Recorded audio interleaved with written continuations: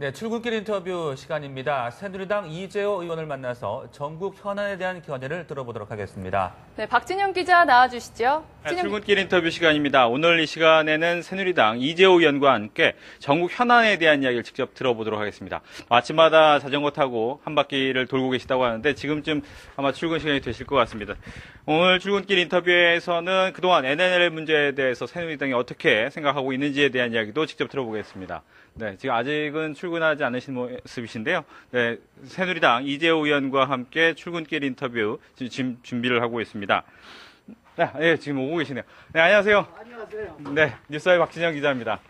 아침마다 자전거를 늘 타고 오시더니 오늘도 나오셨네요. 예. 네, 뭐 요즘에 있었던 여러 가지 좀 이야기에 대해서 질문을 드리려고 하는데 먼저 어제 3박 4일의 방중 일정을 마치고 박근혜 대통령이 돌아오셨습니다. 예. 어떤 성과가 있었다고 보십니까? 이번에는 특히 남북 관계가 아주 좋지 않는 상황에서 중국하고 한국이 정상끼리 만나서 한반도 문제 전반에 걸쳐서 깊은 이야기를 나누었다고 하는 것은 매우 의미가 있는 그런 회담이라고 봅니다. 그렇군요. 예. 이제 정치 현안 얘기를 좀 질문을 드리면 국정원 사건, NLL 사건이 이제 최근에 가장 큰 환호가 될 것 같은데, 먼저 이제 국정원 댓글 사건에 대해서 국정조사를 하기로 했습니다. 여야 간에 그동안 좀 우여곡절이 있었는데, 국정조사를 하기로 한 것, 잘했다, 이렇게 보시는지요? 잘했다, 이렇게 말하기보다가 불가피한 거죠. 그거는 빌미를 제공을 했으니까, 네. 그것이 여야가 정치적 협상력으로 풀어가면 좋은데, 그게 안 되니까 국정조사라고 하는 참 어려운 카드를 꺼내들 수밖에 없었던 건데 네. 그건 불가피할 겁니다. 예. 하지만 이제 범이라든가 증인에 대해서 아직까지 논란이 있기 때문에 과연 내실이 있는 국정조사가 될 수 있을 것이냐 이런 부분에 대해서 어떻게 보십니까? 그건 염려가 많이 됩니다. 왜냐 그러면 우선 국정조사 증인에서 여야가 서로가 증인을 내세우지 않으려고 하는 사람들을 채택하려고 할 거니까 아마 증인 채택 과정에서부터 조사 범위에서부터 여야가 심각한 이견 대립을 볼 겁니다. 그래서 쉽게는 안 될 겁니다. 네, 쉽게는 안 되는데 그러나 여야는 국민들에게 약속한 거니까 이건 하긴 해야죠. 네. 예. 이제 여야 모두 국정개혁에 대해서는 같은 목소리를 내지만 방향에 대해서는 조금씩 다릅니다. 예. 어떤 식의 국정원의 개혁 필요하다고 보십니까? 국정원이 정말 이번에 제가 황당하다고 생각을 한 것이 지금 우리가 선진국으로 가고 있는 나라의 정보기관이 국내 정치권에 기웃거리면 안 됩니다. 국정원이 국내 정치에 기웃거리고 국내 정치판에 뛰어들 때는 이미 우리나라는 지났습니다. 그거는 지난날의 군사 독재 시절이나 그런 권위주의 시절에 통치를 강화하기 위해서 국정원이 국내 정치에 개입을 했는데 지금 우리나라가 그 수준은 넘었죠. 그렇기 때문에 어떤 이유로도 국정원이 국내 정치에 개입하거나 특히 선거 때 국정원이나 국정원 직원들이 정치판에 기웃거리거나 유력 주자인데 줄을 대거나 하는 것은 이거는 아주 후진국에서는 있는 일입니다. 그렇기 때문에 이번 기회에 국정원이 국내 정치에 관계하는 모든 파트는 해체하고 완전히 국가정보원으로서 우리나라가 지금 국가정보가 얼마나 중요할 때입니까? 한반도를 둘러싸고 있는 그런 사강이라든지 또 우리나라와 국교를 갖고 있는 외국이라든지 또 FTA와 체계를 맺고 있는 여러 나라든지 그런 나라의 정보를 최고급으로 확보하는 것만 해도 국정원이 바쁩니다. 그런데 왜 선거 때 정치판이 기웃거립니까? 그러니까 이번에 국정원을 국내 정치 파트는 아예 없애고 완전히 국제적으로 최고의 정보기관을 만드는 그런 걸로 거듭나야 할 겁니다. 네. 이제 NLL 대화록 얘기 좀 넘어가야 될 것 같은데 이 NLL 대화록을 국정원이 전문 공개를 하면서 사건이 좀 더 커지는 양상입니다. 예. 물론 정치권에서는 공개하라라고 이야기를 하지요. 그건 당연히 그래 안 하겠습니까?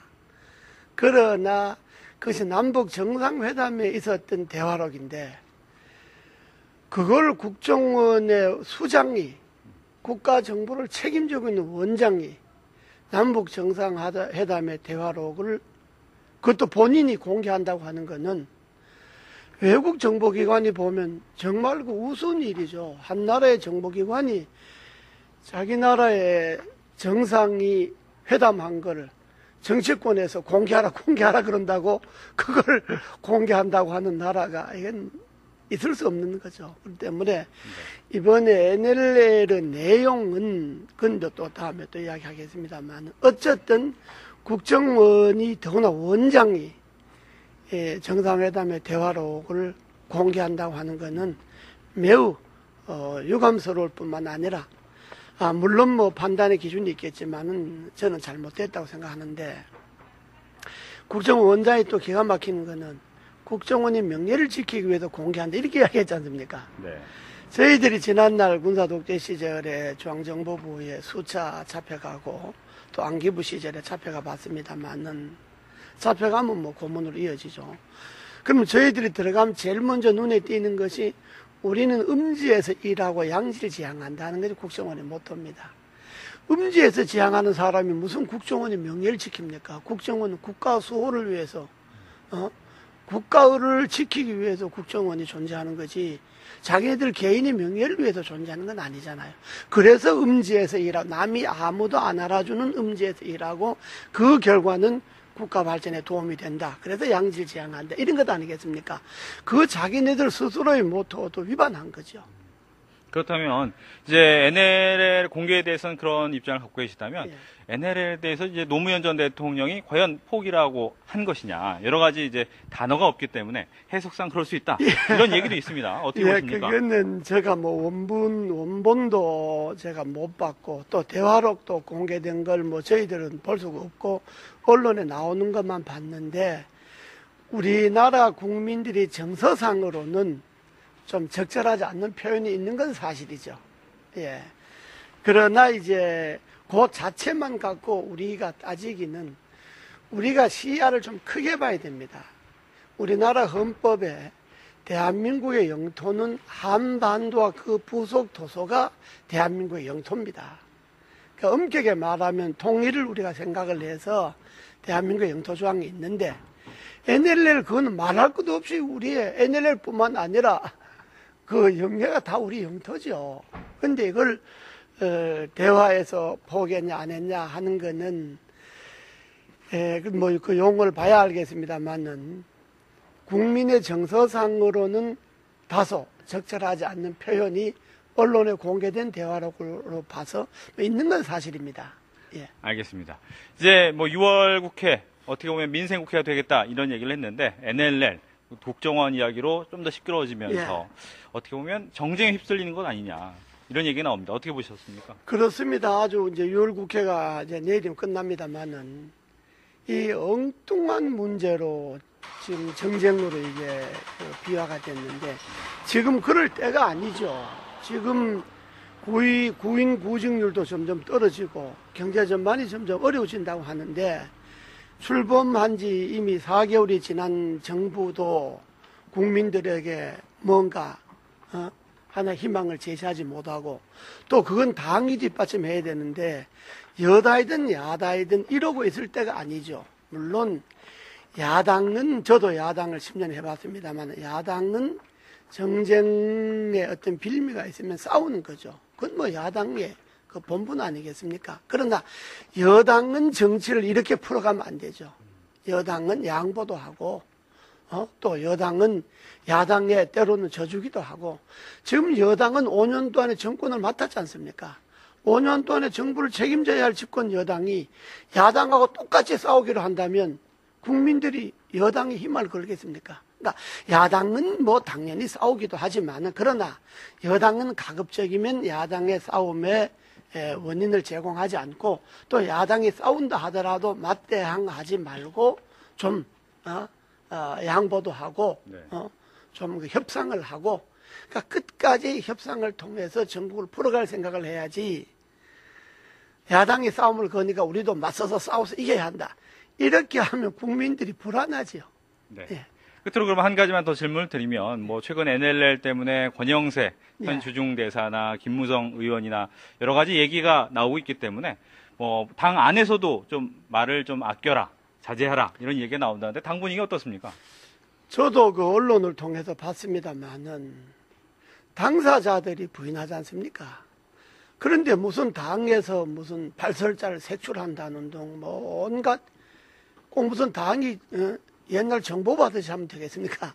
당이라고 하는 이런 이야기 저런 이야기 있습니다. 그걸 본인들이 뭐 부인하면 그걸로 끝나는 거지. 그걸 굳이 색출자를 찾는 바람에 본인들이 지금 부인하는 게 의미가 없어져 버리는 그런 상황이 됐잖아요. 그러니까 당의 지도부가 무슨 그 판단력이 있든지 아니면 그야말로 좀 지도력을 갖고 이끌어 나가든지 이런 주체성을 갖고 당을 이끌 생각을 해야지. 그때 일어나는 현안에 매몰돼서 그걸 임기응변으로 넘어가려 그러면 당이 제 모습을 못 갖죠. 그러니까 지금 당의 모습은 지도부가 부재하다고 봐야 안 되겠습니까? 지도부가. 그러니까 지도부가 부재하다는 것은 우리 당의 문제가 아니라 국민들에게 이미 대선 끝난 지 6개월이고 정권을 인수한 지도 4개월이 넘었는데 과연 집권 여당답다. 정권을 재창출하더니만은 지난날의 경험을 바탕으로 해서 잘한 것은 이어받고 잘못한 것은 고치고 반성도 하고 정말 잘해나간다. 이런 희망을 국민들에게 줘야 되는데 지금 당의 모습을 국민들이 그렇게 안 보는 것 같아요. 네. 그러면 지도부가 부재하다 이렇게 얘기하셨는데 어떤 식의 방법이 있을까요? 그러니까 지도부가 우선 의원들과 더 많은 대화를 해야죠. 이번처럼 대화로 유출 문제라든지 이런 중대한 문제가 나면 정말 의원들이 1박 2일이라도 밤을 새워서라도 난상 토론을 하고 의원 연찬을 하고 이 문제를 어떻게 대처할 것이냐에 대해서 의원들의 의견을 구해야지. 의원들에게는 언론에 나는 것만 보고 알고 당 지도부는 지도부끼리 청와대 눈치만 보고 청와대 말만 떨어지도록 기다리고 이렇게 한다면 되겠습니까? 그러니까 어려울 때일수록 지혜를 구하려면 의원들의 의견을 광범위하게 구하고 밤을 새워서라도 토론하고 이럴 때일수록 정말 의총을 해야 되는데 지금 그냥 색출자 찾는다 뭐다 쉬쉬하고 소동 부리면서 이런 중대한 문제에 대해서 의원들이 어떤 생각을 하고 있는지는 수렴할 생각을 안 하잖아요. 이때 지도부는 좀 더 자기네들이 지도력의 부재를 노출할 것을 두려워하지 말고 광범위하게 의원들의 의견을 구하고 의원총회도 열고 의원총회 형식적으로 본회의 하기 전에 1, 20분 열어서 보고하고 끝내지 말고 정말 이거는 하루 날 잡아서 밤새도록 토론을 하더라도 당의 제 모습을 찾아야지. 이런 식으로 하면 지금 당과 청와대하고도 집권 여당이라고 하는 것이 정부를 든든하게 뒷받침해야 되는데 그것도 안 되는 것 같고 정부도 4개월 전 하는 거 보면 무슨 집권 여당이 뭐 하려고 하면 이거 뭐 또 제동을 거는 것 같은 것이 언론에 노출되잖아요. 이래 갖고는 뭐 저도 지난날에 당의 그 지도부 역할도 해보고 정부에도 있어 봤습니다만은 그러니까 지난날에 잘못한 것을 그때 당신네들 왜 잘못했느냐 이렇게 말할 것이 아니고 그걸 반성을 해야죠. 지난날 우리가 5년 동안 정권 잡았을 때 정부와 당이 또 청와대와 당이 이런 것은 잘못했다. 이건 지금 반성하자. 그때 이런 걸 잘못했지 않냐. 그럼 우리는 고친다.